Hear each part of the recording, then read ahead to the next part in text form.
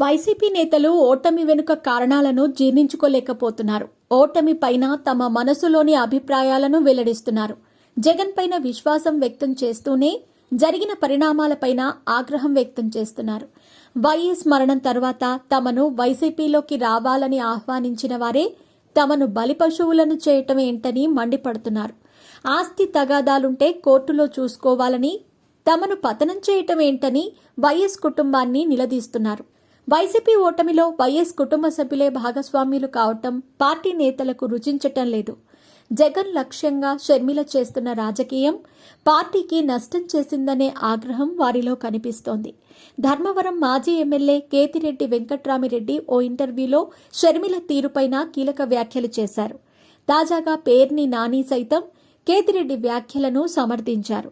YS అభిమానులను తమ పార్టీలోకి రావాలని నాడు జగన్, విజయమ్మ కోరారని, అందరికీ అండగా ఉంటామని చెప్పిన విషయాన్ని పేర్ని నాని గుర్తు చేశారు.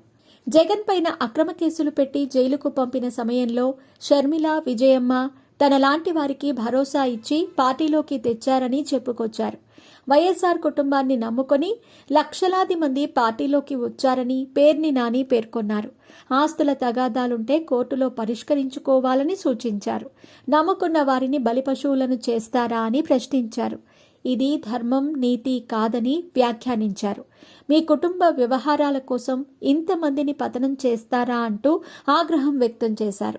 ఎన్నికల వేళ విజయమ్మ విడుదల చేసిన వీడియోను తప్పుబట్టారు. కార్యకర్తలే వైసీపీ ప్రభుత్వంలో ఎక్కువగా నష్టపోయారని, జగన్ సరిదిద్దుకుంటారని పేర్ని నాని చెప్పారు. జగన్ రోడ్డు మీదకు వస్తే తిరిగి ప్రజలతో, కార్యకర్తలతో బాండింగ్ నిమిషాల్లో వస్తుందని చెప్పుకొచ్చారు. పార్టీలో దీనిపైన చర్చ జరిగిందన్నారు. కార్యకర్తలకు జగన్ అండగా ఉంటారన్నారు. కార్యకర్తల కోసం ప్రత్యేకంగా లీగల్ టీంలను ఏర్పాటు చేశారని చెప్పారు. జగన్ ఎంపీగా పోటీ చేయరని, జగన్ జీవించి ఉన్నంత వరకు ఏపీ ప్రయోజనాల కోసం పనిచేస్తారని పేర్ని నాని వెల్లడించారు.